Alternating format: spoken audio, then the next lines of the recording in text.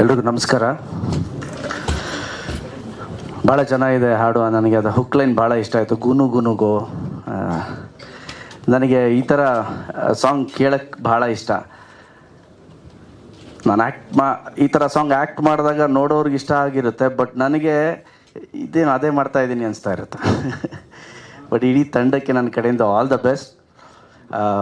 ವಿನಯ್ ಅವರು, ಹೀರೋಯಿನ್ ಇಬ್ಬರು ತುಂಬ ಚೆನ್ನಾಗಿ ಕಾಣಿಸ್ತಾ ಇದ್ದೀರಾ, ತುಂಬ ಚೆನ್ನಾಗಿ ಮಾಡಿದ್ದೀರಿ. And music director hook line ಚೆನ್ನಾಗಿ ಕೊಟ್ಟಿದ್ದೀರಿ. ಇದು ಸಿಂಪಲ್ ಸುನಿ ಅಂತ ಹೇಳಿದ್ರೆ ಆ್ಯಕ್ಚುಲಿ ಅದು ಸಿಂಪಲ್ ಅಲ್ಲ, ಕಾಂಪ್ಲಿಕೇಟೆಡ್ ಸುನಿ. ಯಾವಾಗಲೂ ಕಾಂಪ್ಲಿಕೇಶನ್ ಇದೆ ಕತೆ ಮಾಡೋ ವಿಚಾರದಲ್ಲಿ. ಪರ್ಸ್ನಲ್ ಎಲ್ಲ ಸ್ಟೇಜ್ ಮೇಲೆ ಕೂತ್ಕೊಂಡು ಹೇಳ್ತಾರ? ನೀವೇ ಸರ್ ಕರೆಕ್ಟಾಗಿ ಹೇಳಿದ್ದು ಇವತ್ತು. ಅದು ಇನ್ಮೇಲೆ ಕಾಂಪ್ಲಿಕೇಟೆಡ್ ಸುನಿ ಅಂತ ಕರಿಬೇಕು ನಾವು. ಬಿಕಾಸ್ ಕಥೆ ಮಾಡೋ ರೀತಿ ಇರ್ಬೋದು, ಅದನ್ನು ಪ್ರೆಸೆಂಟೇಷನ್ ಮಾಡೋ ರೀತಿ ಇರ್ಬೋದು, ಬಟ್ ಸುನಿ ಹೇಳ್ಬೇಕಾದ್ರೆ ಸಿಂಪಲ್ಲಾಗಿ ಹೇಳ್ತಾರೆ ಅಷ್ಟೇ. ನಾನು ಸುನಿ ಜೊತೆ ಒಂದು ದೊಡ್ಡ ಜರ್ನಿ, ನಮ್ಮೂರ ಪಕ್ಕನೇ ಸುನಿಯವ್ರ ಊರು. ಸೊ ಒಂದು ದೊಡ್ಡ ಜರ್ನಿ ಇದೆ. ಚಮಕ್ ಆದಮೇಲಂತೂ ನಾವು ಸಿಗ್ತಾನೆ ಇರ್ತಿದ್ವಿ.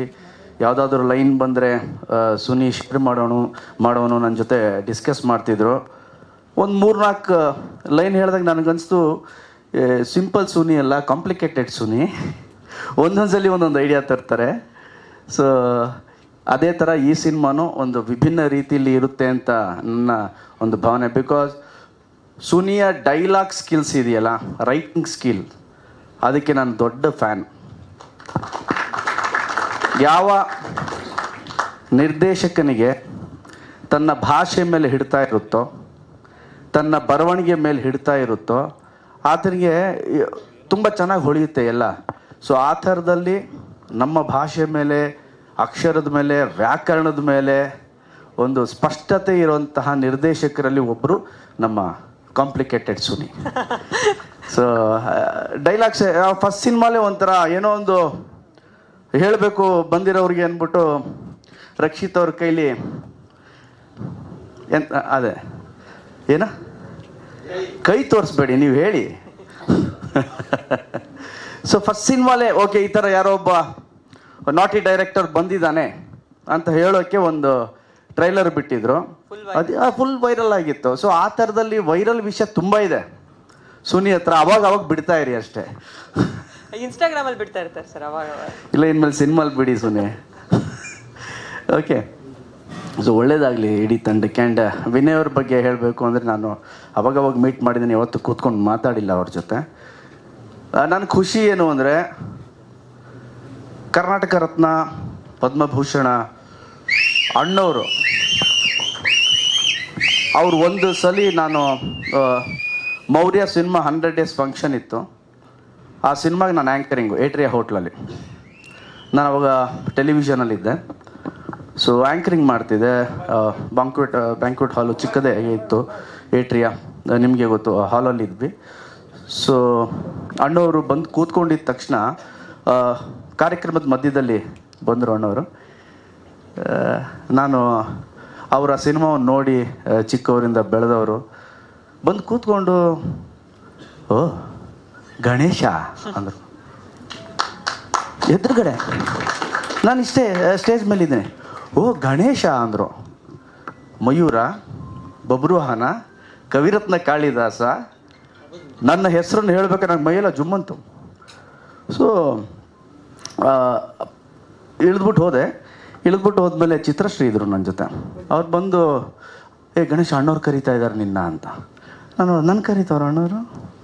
ಹೌದು, ನಿನ್ನೆ ಕರೀತವ್ರೆ. ನಂಗೆ ನಂಬಕ್ಕಲ್ಲಿ ಹೋದೆ. ಈಗಲೂ ಅಣ್ಣವ್ರ ಜೊತೆ ನಾನು ಕೆಳಗೆ ಕೂತ್ಕೊಂಡಿದ್ದೀನಲ್ಲ ಫೋಟೋ, ಅದೇ ಕಾರ್ಯಕ್ರಮದ ಮಯೂರ 100 days ಪ್ರೋಗ್ರಾಮ್ದು. ಸೊ ಒಂದಷ್ಟು ಮಾತುಕತೆ ಆಯಿತು. ನನಗನ್ಸೋದು ಅವರು ಒಮ್ಮೆ ಗಣೇಶ ಅಂದಿದ್ದನ್ನು ನಾನು ಇವತ್ತಿನ ತನಕ ನೆನಪಿಸ್ಕೋತಾ ಇದ್ದೀನಿ. ಇವತ್ತು ನೆನಪಿಸ್ಕೊಂಡ್ರು ನಂಗೆ ರೋಮಾಂಚನ ಆಗುತ್ತೆ. ಅಂಥದ್ರಲ್ಲಿ ಅಂಥ ಒಬ್ಬ ಮೇರು ನಟನ ಮೊಮ್ಮಗ ಎಷ್ಟು ಅದೃಷ್ಟಶಾಲಿಯಾಗಿರಬೇಕು. ಅವರ ತೊಡೆ ಮೇಲೆ ಬೆಳೆದಿದ್ದಾರೆ, ಅವ್ರ ಜೊತೆ ಹತ್ತಿರದಿಂದ ನೋಡೋ ಅದೃಷ್ಟ, ಅವ್ರ ಮಾತುಗಳು ಕೇಳಿದ್ದ ಅದೃಷ್ಟ. ಹ್ಯಾಟ್ರಿಕ್ ಹೀರೋ ಶಿವಣ್ಣನಂತಹ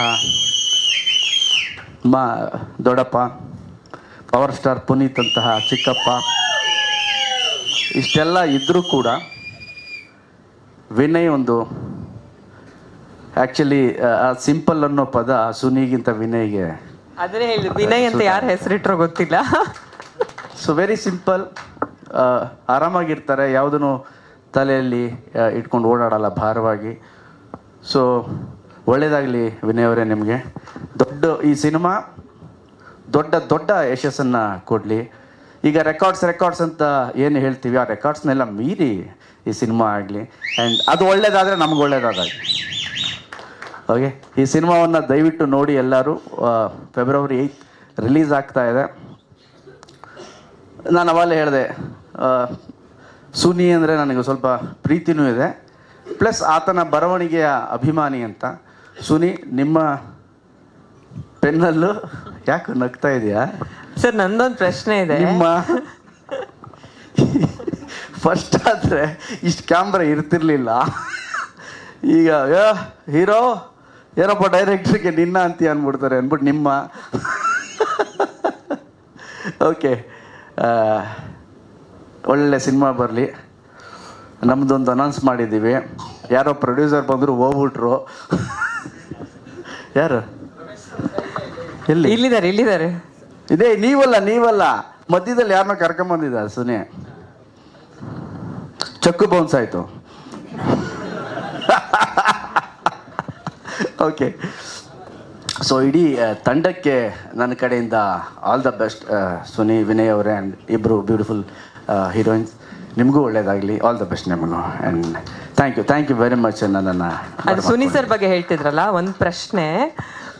ಅವರು ಡೆಬ್ಯೂ ಮಾಡೋರೆಲ್ಲ ಸುನಿ ಸರ್ನೇ ಹುಡ್ಕೊಂಬರ್ತಾರಂತೆ. ಅವಾಗ ಆರ್ಟಿಸ್ಟ್ಗಳು ಹುಡ್ಕೊಂಬರ್ತಿದ್ರು, ಬಟ್ ಇದರಲ್ಲಿ ನಮ್ಮ ನಿರ್ಮಾಪಕರು ಒಡನಾಟ ಇತ್ತು ಚಿತ್ರರಂಗದ ಜೊತೆ. ಫುಲ್ ಫ್ಲೆಡ್ಜಾಗಿ ಇದು ಡೆಬ್ಯೂ ಸಿನಿಮಾ. ಲಿರಿಕ್ಸು ಬರ್ದಿರೋರು ಡೆಬ್ಯೂ ಇದ್ದಾರೆ, ಕೊರಿಯೋಗ್ರಫಿ ಮಾಡಿರೋರು ಡೆಬ್ಯೂ ಇದ್ದಾರೆ. ಈ ಸಿನಿಮಾದಲ್ಲಿ ತುಂಬ ಜನ ಡೆಬ್ಯೂ ಮಾಡಿದ್ರು. ನಿಮ್ಗೆ ಏನು ಅನ್ಸುತ್ತೆ ಸರ್, ಯಾಕೆ ಡೆಬ್ಯೂ ಮಾಡೋರೆಲ್ಲ ಸುನಿ ಸರ್ ಹತ್ರನೇ ಫಸ್ಟ್ ಶುರು ಮಾಡೋಣ ಕೆಲಸ ಅಂತ ಬರ್ತಾರೆ? ನಿಜ ಹೇಳ ಸುಳ್ಳು ಹೇಳ? ನಿಜಾನೇ ಹೇಳ್ಬೇಕಿಲ್ಲಿ. ಹಂಗ ಪ್ರೊಡ್ಯೂಸರ್ನು ಡೈರೆಕ್ಟರ್ನೇ ಕೇಳ್ಬೇಕು. Very comfortable director. ಏನು ಬೇಕು ಅಂತ ಚೆನ್ನಾಗಿ ಗೊತ್ತು ಸುನಿಗೆ. ನಾನು ಅವಾಗಲೇ ಹೇಳಿದ್ನಲ್ಲ, ಒಂದು ಭಾಷೆ, ಒಂದು ಬರವಣಿಗೆ ಹಿಡ್ತಾ ಇದ್ದರೆ ಆತನಿಗೆ ಭಾಳಷ್ಟು ಒಂದು ಜ್ಞಾನ ಇರುತ್ತೆ. ಏನು ಕೆಲಸ ಮಾಡ್ತೀವಿ ಅಂತ ಚೆನ್ನಾಗಿ ಗೊತ್ತಿರುತ್ತೆ. ಸೊ ಆ ಕೆಲಸಕ್ಕೆ ಯಾರ್ಯಾರು ಬೇಕೋ ಬೆಸ್ಟು ಅದನ್ನು ಸುನಿ ಸೆಲೆಕ್ಟ್ ಮಾಡಿದ್ದಾರೆ ಅಂದ್ಕೊಂಡಿದ್ದೀನಿ. Super, thank you so much sir. Thank you.